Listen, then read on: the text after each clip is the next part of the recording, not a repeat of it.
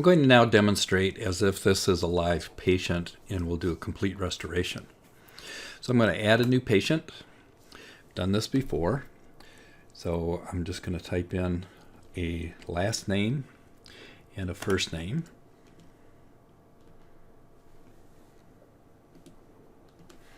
And then I always skip the date of birth. You can see again we've got the red on the bottom, so patient ID. I give a patient ID and dentist will be Fox. So now we've got the green. I'm going to add a new case. I'm doing a single restoration. I'm doing a crown. I'm doing biogeneric individual. I'm doing Emax CAD, and I'm using my milling chamber, and I'm choosing tooth number 30. Okay, again, case details show up in case I want to make any changes. I'm going to go next to acquisition. It asks for the lower jaw first, so I'll remove the camera.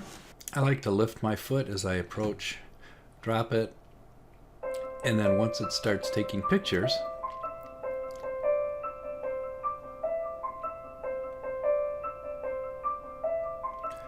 I look at both the screen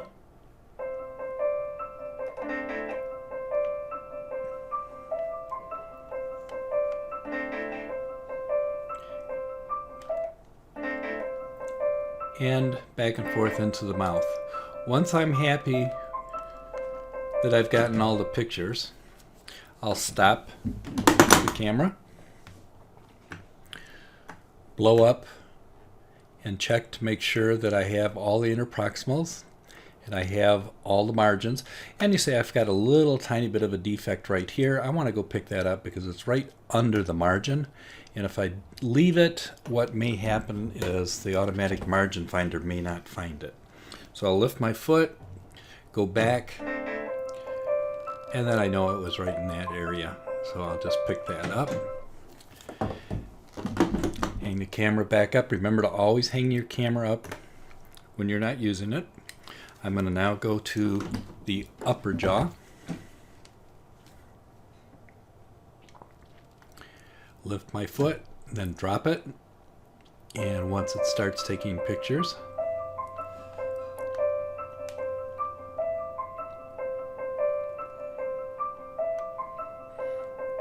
and I kind of wave back and forth a little bit and just helps bring the pictures into focus. Always end on the occlusal. And then I'm going to do the buccal next. And again, when I do the buccal, I like to start in the back. Tell the patient, stay biting please. Don't open. Stay biting. Medium pressure. Stay biting. And I just wander back and forth. Make sure that I don't go any further than what I did with my upper and lower jaw. Then we'll go forward. And it's going to make the upper model, lower model, and the bite registration. Once the 3 models are calculated, we'll wait until it automatically places everything together.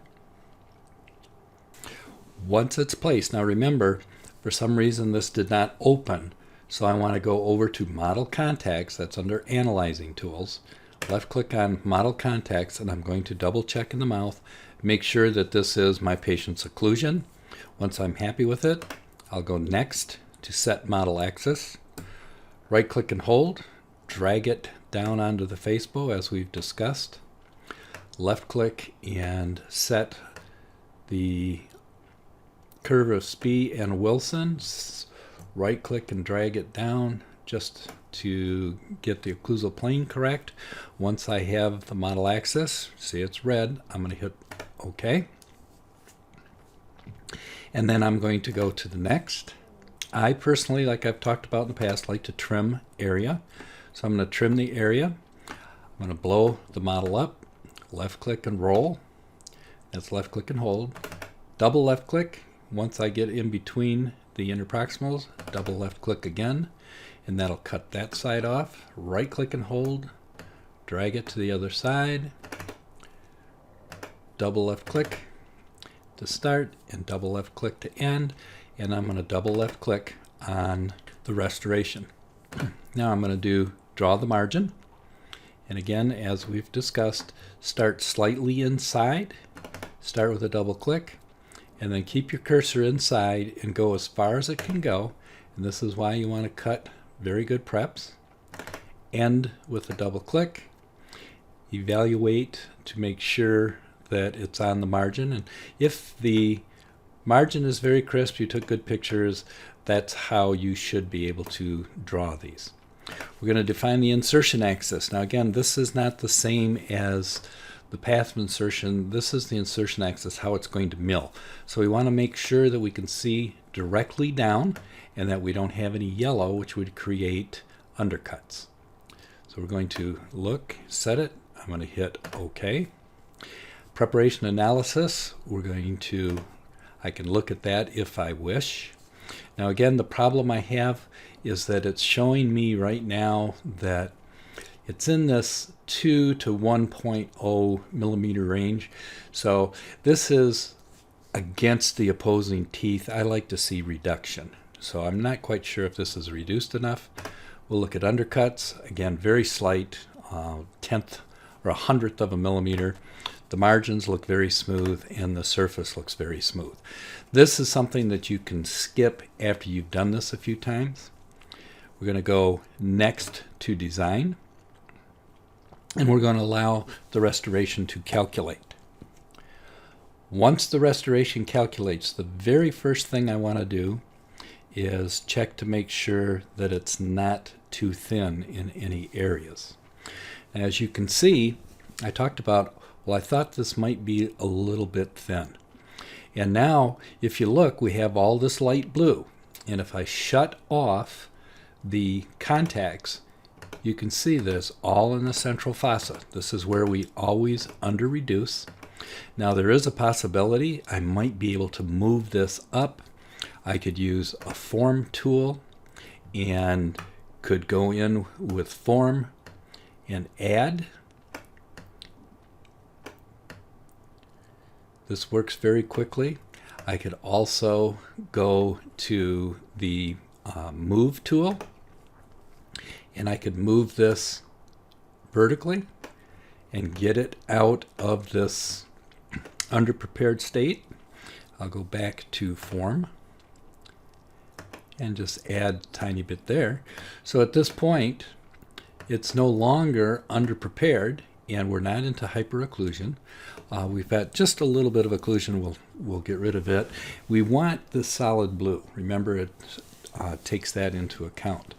Now, the other thing that you could do is if it is severely underprepared, or as you're trying to add, you put it into hyperocclusion and it turns red, and there's just no way you can add enough. You don't want to grind off the opposing teeth. So that's where you would go back to acquisition, and it's going to ask me, it's going to say that it's already formed the models. Do I really want to do this? And I'll just say yes. And you could unlock, go to your lower jaw. So I'll hit unlock, lower jaw, and then cut this area out where it's thin, re-prep that extra 0.5 millimeter that you need, and then rescan and start the design again. I was able to fix this without re-prepping, so I'm going to go back to the design mode, and we're slightly in hyperocclusion. And if I look at this restoration, there's really not much I'd want to change. And just to show, maybe I'd want to do, let's say, slightly in this area, I want to close that space. What I can do with that is I'm going to change the shape of the tooth, and I'm going to use circular 2-directional, and I'm going to come to this area and I'm just going to pull it. And I'll do it in a couple of steps. And I'm just pulling this over in the direction that the arrow goes, and as long as I've got it, I'll pull that area up. As you can see, I now have this widened the way I like it. If I look down the marginal ridge, I think the marginal ridge looks fine. If you were thinking, well, maybe this marginal ridge is a little bit high, as long as I've got the 2-directional tool on, I could go in and let's say maybe move this marginal ridge up. I wouldn't do this, but it's just a possibility. I just wanted you to see that you could use many different tools for this. I just raised that, and that didn't work too well. So then I'll go back to add, and I'll just give it a click and add a little bit. Now remember, and a little thin there, so I'll add slightly. The add tool works extremely well. The main thing I'm doing with this is make sure it's thick enough so it won't break. Now the very last thing that I want to do is check the interproximal contacts. The very last thing I do is check the interproximal contacts, but before I do that, I want to go to contacts on the side, and I'm going to click occlusal contacts. So I'm going to left click occlusal, and you can see it now ground this down. So it's in my perfect contact setting in the parameters. I'm also now going to go to trimmed model, click my trim model, and you can see that this is very, very large, this red. Red means it's penetrating more than 100 microns. Because that's so large, I would probably again go to circular two directional. I'd put this right in the middle and then just pull this back in. Now that may be just a little bit too light, so I would go back with the form tool and right click,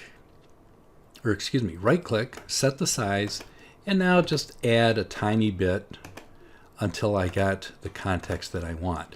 Normally, I like to have with my machine just a tiny bit of yellow. Some machines need only green. That's something you have to experiment with.